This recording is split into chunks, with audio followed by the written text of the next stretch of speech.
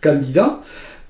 Notamment, il y a eu Martel qui n'était pas du tout d'accord, le spéléologue qui n'était pas du tout d'accord avec Belloc et qui pensait bien sur le plan géologique que ça avait un sens. Et il se trouvait que ces pertes, là, qu'elles soient au gouffre de Turme ou des Aiguayoutes, ne pouvaient pas être explorées parce que c'est trop étroit, il y a du sable, etc. On ne peut pas y rentrer dedans, pas plus que dans l'autre sens. On pourrait rentrer dans le goyer de joueur pour revenir à l'envers.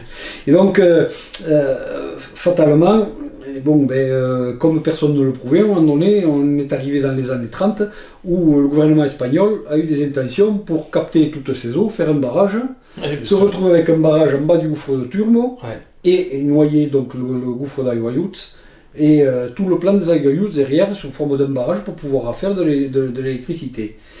Et là, il y en a quelques-uns qui étaient donc tenants de la traversée des eaux, notamment Casteret, qui a dit « on nous vole la Garonne ». Ça y est, on nous vole la Garonne. C'est vrai que c'est quand même quelque chose de très particulier. Sur le plan international, il y a quand même des règles et des lois qui font qu'on ne peut pas retenir les eaux d'un cours d'eau à partir du moment où il traverse la frontière. Il y a des règles, les règles internationales. Voilà. Lorsqu'on voit au niveau, par exemple, de la Turquie ou autre, ce qui se passe actuellement. Ce qui se passe, on sait qu'elle ne demande qu'à être transgressée. Et même au-dessus de l'Égypte, parce que tous les barrages qui ont été faits, ça pose un problème. Bien sûr, mais même tout le secteur Israël, Jordanie et compagnie, il faut voir ce qu'ils en ont fait. Donc, ils ont asséché les cours d'eau sans se poser trop de questions. Toujours est-il qu'à cette époque-là, ils ont eu un petit peu plus conscience de la chose. Et en juillet 1931, Casteret, en famille, Norbert Casteret, qui était de Saint-Gaudens, en famille, avec sa mère et sa femme et ses filles, et des amis, est parti donc sur le secteur Maladetta, et il s'était amené 60 kg de fluorescéine. C'est pas mal. C'est un bon colorant très puissant pour la flotte. Et donc il a déversé de la fluorescéine au gouffre des Aiguayoutes, donc qui est devenu, que l'on appelle plus communément le trou du taureau. Voilà, c'est un peu une déformation en plus. C'est donc dans le fort des Aiguayoutes qu'il a déposé la fluorescéine. Sa femme et ses amis étaient missionnés pour aller regarder à la naissance de l'Isère un petit peu plus bas vers l'hôpital de Benasque pour voir si la sortie de la fluorescéine se faisait par là, auquel cas on aurait bien réglé le problème de cette sortie d'eau. Et lui, il est parti avec sa mère, il a franchi la Picade pour aller voir de l'autre côté, au Goyer des Joueurs, pour aller voir si ça sortait. Effectivement, il est arrivé là, il était extasié, on a vu passer la Garonne toute verte à Saint-Béat et tout, donc c'était quand même quelque chose qui avait, ça avait un peu étonné les populations à ce moment-là. Qu'est-ce qui s'est passé? Bon, donc c'était au mois de juillet 1931, et du coup, le projet de barrage a été abandonné. Et on a à ce moment-là, les scientifiques ont été intéressés par le fait justement qu'au Fora aux Aiguayoutes, là on avait une des sources qui était un petit peu plus prestigieuse et puis qui avait une autre gueule finalement que les autres sources, faisant fi de ce que les Aranais en pensaient. Et donc là, il y en a certains qui pensent que c'est plutôt les eaux de l'Aneto avec son glacier qui descendent là, d'autres c'est le Baranx, sachant que l'eau des Baranx et l'eau du glacier n'ont pas le même écoulement. Elles arrivent quand même au trou des Aiguayoutes à un moment donné, mais c'est pas le même vallon. Donc ça placerait le lac des Baranx comme une des sources à pratiquement 2500 mètres d'altitude. Si on va pour la Garonne de Rouda, les lacs qu'il y a en haut là, c'est à peu près la même chose. À peu près la même chose, c'est à peu près la même altitude. Et donc là, on a décidé que à partir de 1931, c'était absolument la source, rigoureusement la source de la Garonne officielle. Et alors ça a donné lieu à des choses un petit peu curieuses, c'est que les gens qui ont fait l'école primaire dans ces années-là, quand ils ont appris leur petit résumé, la Garonne naît au plat du Béret, dans le Val d'Aran. Voilà.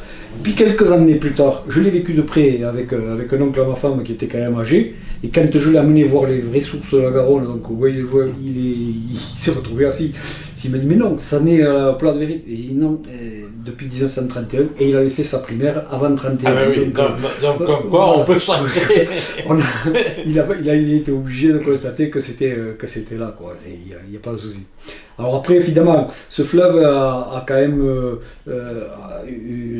au-delà de ces 3 sources, il a des affluents réguliers qui ont aussi soit des caractéristiques, soit des histoires, soit parce que ça a permis ça permettait de drainer des secteurs qui étaient un petit peu humides. Ouais, où on a aussi des secteurs mythiques carrément, comme le Rio Negro qui descend à Vieille, qui est derrière la Maladette, où on pensait qu'il y avait de l'or par là.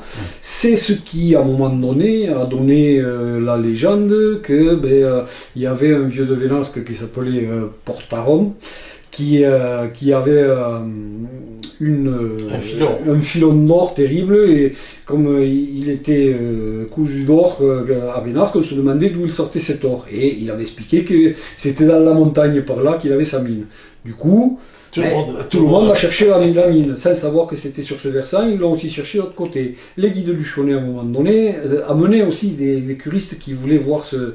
Et donc, ils les ont amenés principalement au Forao del Oro, mais pas au vrai, qui était beaucoup plus haut. Forao del Oro, c'était le Forao des Aguayuts, d'où le trou de l'Oro, le trou du Taureau, là, par des formations, et on se retrouve avec ce toponyme qui n'a absolument rien à voir. Oui, tout à fait. Mais enfin, ils étaient contents, ils avaient vu quelque chose. Voilà, et c'était quand même...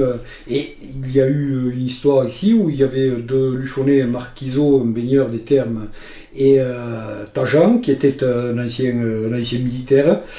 Et ils étaient partis à 4 pour aller voir justement ce fameux trou del Oro, là, parce qu'il y a un petit peu plus haut une perte, à peine un petit peu plus haut que le trou du Taureau, et à un moment donné un trou où on peut descendre.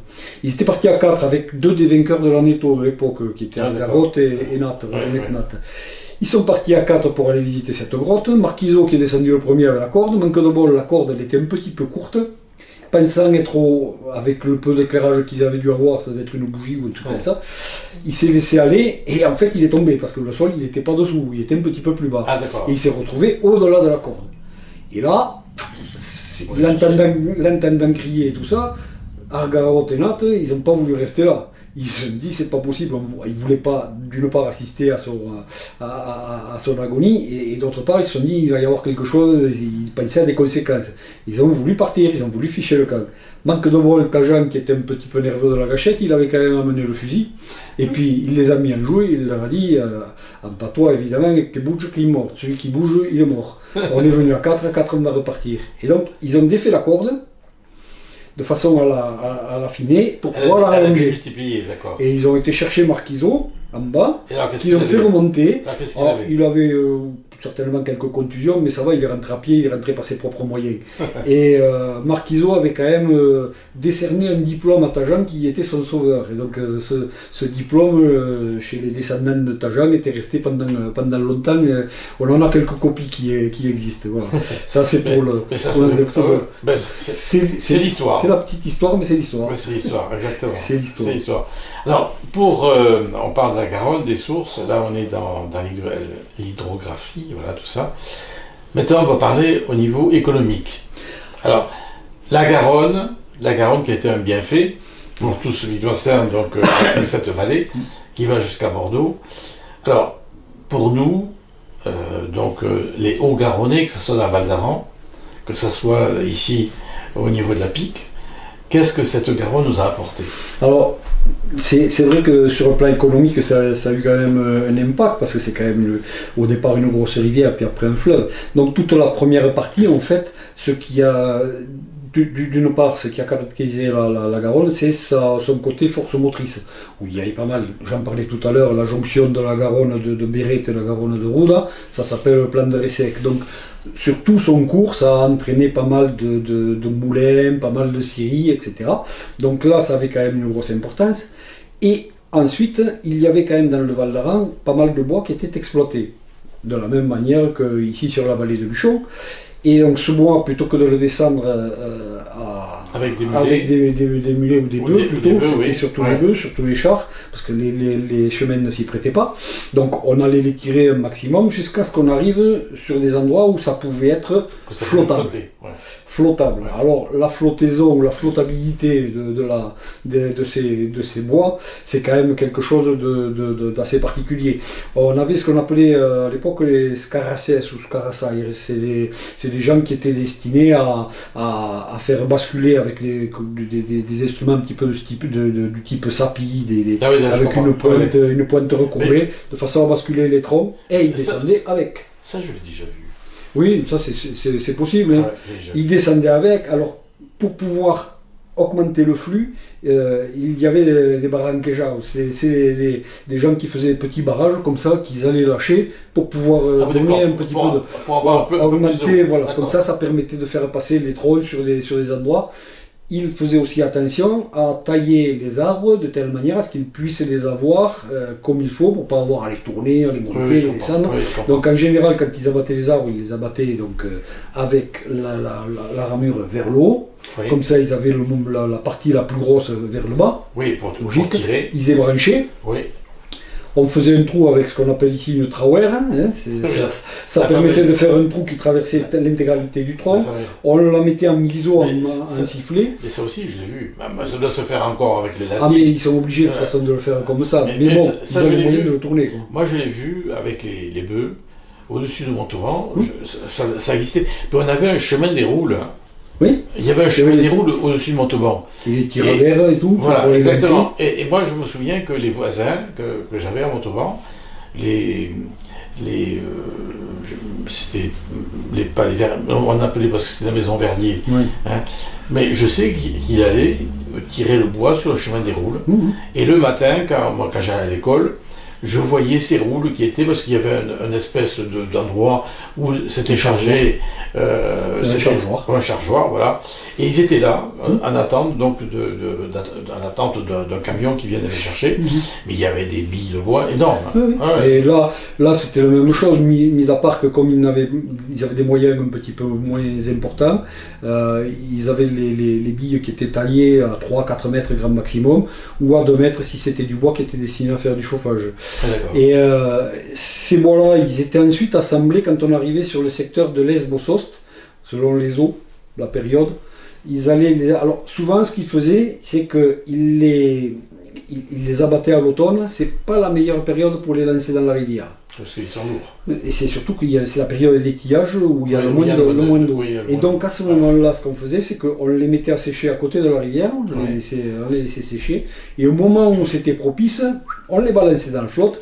Les carasseuses, là, ils allaient pousser les arbres. Il fallait imaginer que les types, ils étaient quand même dans de l'eau au printemps, de l'eau de fonte de neige, pieds nus. Bonjour les rhumatismes à 50 balais quand même, s'ils y arrivaient. Et et puis souvent ils se faisaient coincer par les arbres quand ils les bougeaient et tout, parce qu'il y avait des choses, il devait y avoir pas mal d'accidents. Il devait y avoir beaucoup d'accidents. Et donc ils descendaient jusqu'à Bossost ou l'Es, principalement l'Es, où on commençait à les assembler en radeaux, et on faisait des trains de radeaux à partir de fosses. D'accord. Là, la Garonne est quand même déjà un petit peu plus importante. C'est sûr que maintenant, avec le barrage du plan d'Arème, il n'y a pas vraiment énormément de flotte, mais il faut se mettre à l'époque. Il faut se mettre à la période là où on pouvait quand même faire circuler. Alors, c'était un radeau, c'était des troncs sur 2-3 rangs qui étaient alignés sur à peu près 3-4 mètres de large, parce que peut-être 6 mètres de long, grand maxi, 6 à 6 mètres. Pour l'importance de la rivière. Bien sûr. Mais après, par contre, on faisait des trains de radeaux. C'est-à-dire que les radeaux, ils étaient alignés les uns derrière les autres comme ça, et ça descendait. Alors sur le premier, il y avait des gens qui étaient destinés à gouverner, ça c'était les chefs là sur les radeaux. Il y avait un gouvernail devant et un gouvernail derrière en principe.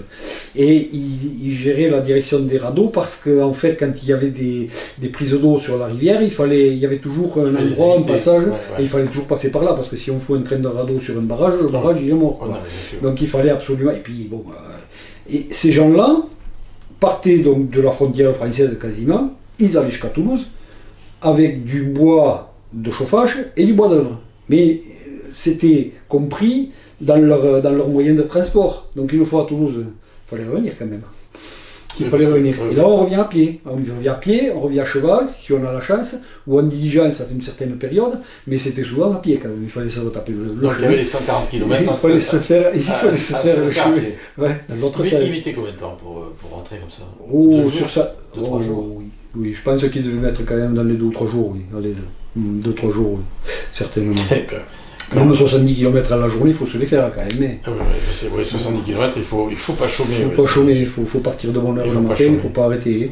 Ouais, donc, par contre, pour descendre, c'était de l'ordre de 10, entre 10 et 15 à l'heure, quoi, la vitesse. Donc c'est vrai qu'en une vingtaine d'heures, on arrivait à tout. Oui, mais c'est pas mal déjà. Ça débitait pas mal quand même. Et puis à partir de Montrégeau, oui. La Garonne reçoit la Nesse, etc. Voilà, et puis ça reçoit un petit peu plus. Ça reçoit d'abord l'Ariège après, un petit peu plus loin, mais tout. Oui, c'est y aller, oui. Il y a du débit, il y a le Salat, il y a la Nesse. Et